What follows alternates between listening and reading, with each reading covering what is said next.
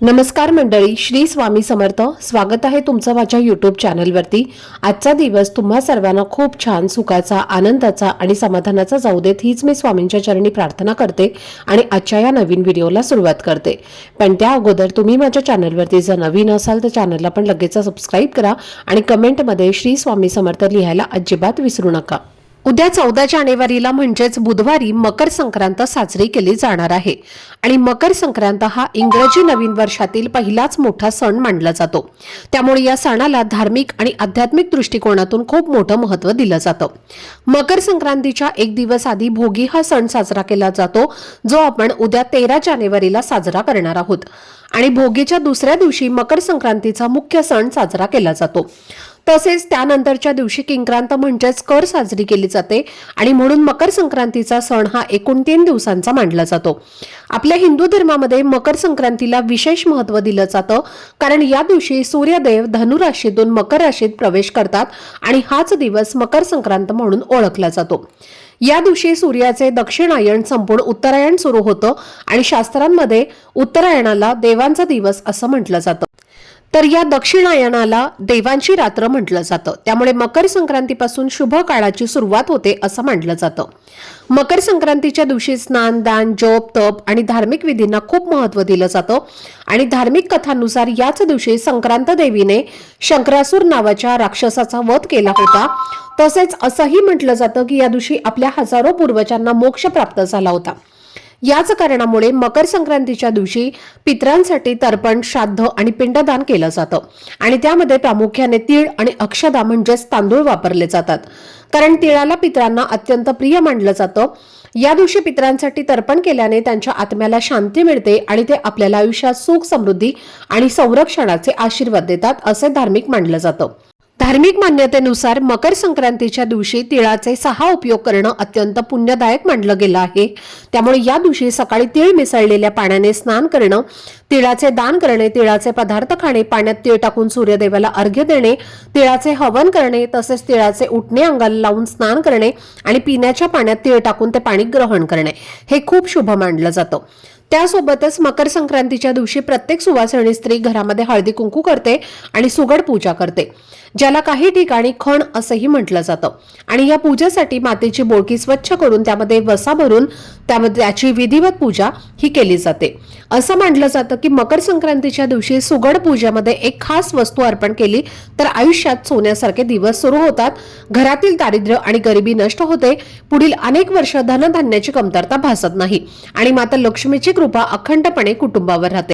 तसेच स्त्रियांना सौभाग्याची प्राप्ती होते. तर ही कोणती खास वस्तू आहे जी मकर संक्रांतीच्या दिवशी सुगडामध्ये टाकायची आहे आणि हा उपाय नेमका कसा करायचा आहे, कोणत्या वेळी करायचा आहे, याची संपूर्ण माहिती आजच्या व्हिडिओमध्ये मी तुमच्यासोबत शेअर करणार आहे.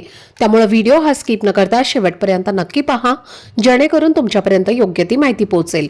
आणि तुम्ही माझ्या चॅनलवरती जर नवीन असाल तर चॅनलला पण लगेच सबस्क्राईब करा आणि बेल आयकनला पण प्रेस करा, म्हणजे मी जेव्हा कधीही नवीन व्हिडिओज अपलोड करेन त्याचं नोटिफिकेशन सर्वात आधी तुम्हाला मिळेल आणि तुमचा एकही व्हिडिओ हा मिस होणार नाही. तसेच खाली असलेल्या हाईप बटनवर सुद्धा क्लिक करा. आता या व्हिडिओमध्ये तुम्हाला मी जी खास वस्तू सांगणार आहे तर ती वस्तू तुम्हाला सुगड पूजन करतानाच सुगडामध्ये टाकायची आहे. म्हणजे जेव्हा तुम्ही घरामध्ये सुगड किंवा खणाची पूजा कराल तेव्हा पूजेदरम्यानच ही वस्तू अर्पण करायची आहे, कारण त्या क्षणी केलेले अर्पण अधिक फलदायी मानलं जातं.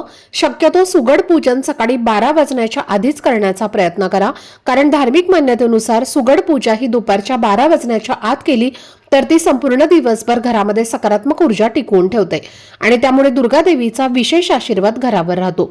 या दिवशी तुम्हाला सकाळी लवकर उठायचं आहे, स्वच्छ स्नान करायचं आहे आणि आंघोळीच्या पाण्यामध्ये चिमूटभर पांढरे तीळ आणि थोडेसे गंगाजल टाकून स्नान करायचं आहे, कारण असं म्हटलं जातं की मकर संक्रांतीच्या दिवशी या 2 वस्तू टाकून स्नान न केल्यास व्यक्तीला आयुष्यभर आरोग्य आणि आर्थिक अडचणींचा सामना करावा लागतो.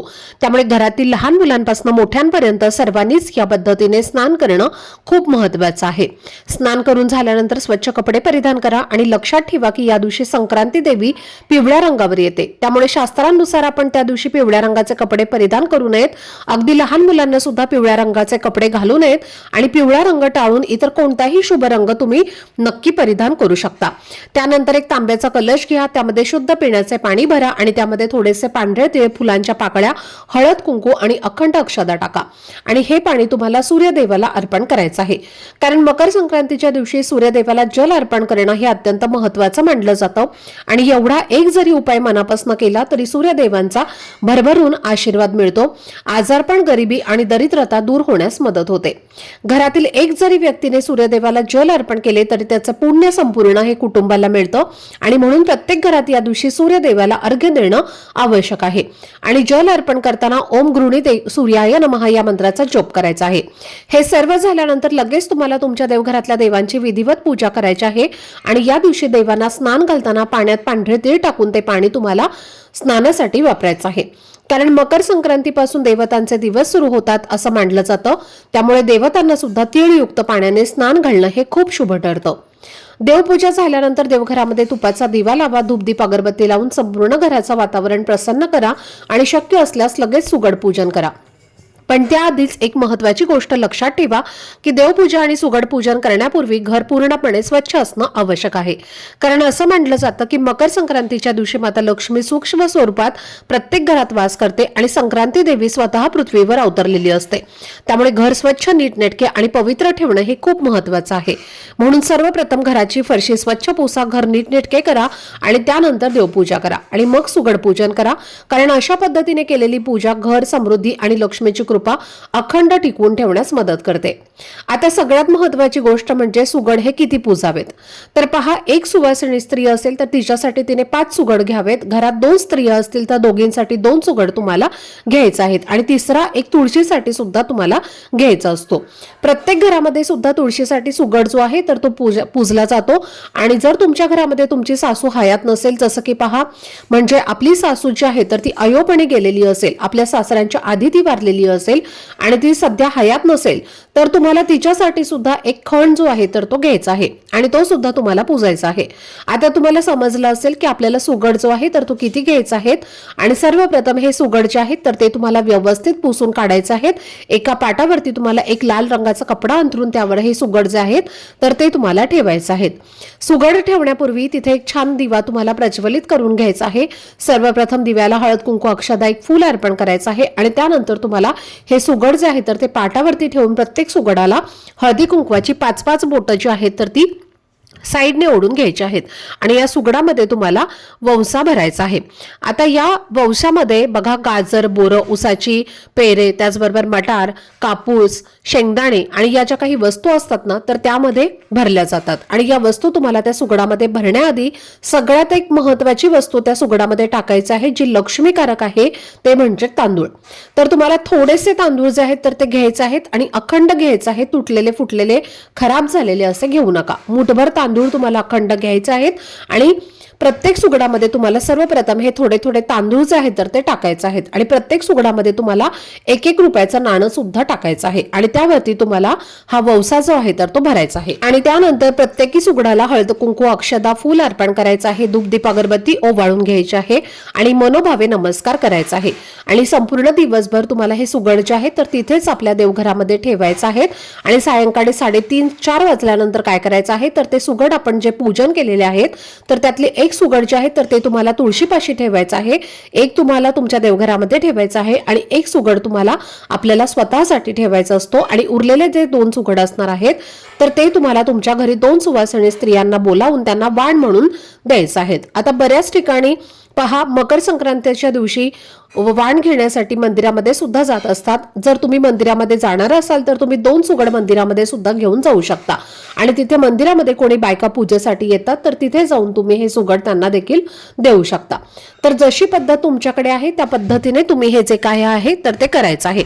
आणि जेव्हा तुम्ही सुवासिनी स्त्रियांना हे सुगड म्हणजेच हा वसा किंवा वाण जो देणार आहे तर त्यांना सर्वप्रथम त्या स्त्रियांना हळद कुंकू लावा. कारण मकर संक्रांतीचा सण हा सौभाग्यवती स्त्रियांसाठी खूप महत्त्वाचा असतो. म्हणून सर्वप्रथम तुम्हाला हळदी कुंकू लावायचं आहे आणि त्यानंतर तुम्हाला वाण म्हणून हे सुगड जे आहे तर ते द्यायचे आहेत.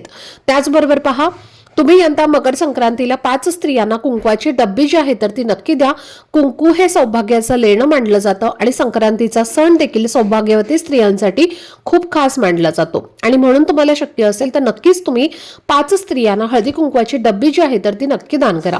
या दिवशी पहा, दानाला खूप जास्त महत्व आहे. या दिवशी तुम्ही हळद आणि कुंकू जर दान केलं तर तुम्हाला अखंड सौभाग्य प्राप्त होत असतं. म्हणून तुम्ही एक उपाय हा यंदा मकर संक्रांतीला करू शकता. जे आपण सुगडामध्ये 1-1 रुपयाचं नाणं टाकलं होतं तर ते काय करायचं तर पहा, शक्य असेल तर ते तुम्ही त्याच्या सहित दान करायचं आहे आणि ते जर तुम्हाला शक्य नसेल तर सुगडामधनं तुम्ही ते सर्व नाणे काढून घ्यायचे आहेत आणि ते सर्व नाणी तुम्हाला घेऊन त्यामध्ये थोडेसे पांढरे तीळ घ्यायचे आहेत आणि हे तीळ आणि हे जे नाणे आहेत तर ते तुम्हाला एखाद्या मंदिरामध्ये जाऊन दान करायचं आहे. या दिवशी सांगितल्याप्रमाणे दानाला खूप जास्त महत्व आहे. या दिवशी आपण जर दान केलं तर त्याचं दुप्पट पटीने फळ जे आहे तर ते आपल्याला प्राप्त होत असतं आणि ते आपल्याकडे अक्षय राहत असतं आणि म्हणूनच हा उपाय तुम्ही यंदा नक्की मकर संक्रांतीला करून पहा. हा उपाय केल्याने नक्कीच तुम्हाला शुभफळ जे आहे तर ते प्राप्त होईल. तर ही अत्यंत महत्त्वाची माहिती मला तुमच्यासोबत शेअर करायची होती. आजचा हा व्हिडिओ जर तुम्हाला आवडला असेल, माहितीपूर्ण वाटला असेल तर व्हिडिओला लाईक, शेअर आणि चॅनलला सबस्क्राईब नक्की करा. भेटूयात पुढच्या व्हिडिओमध्ये. तोपर्यंत सर्वांना श्री स्वामी समर्थ.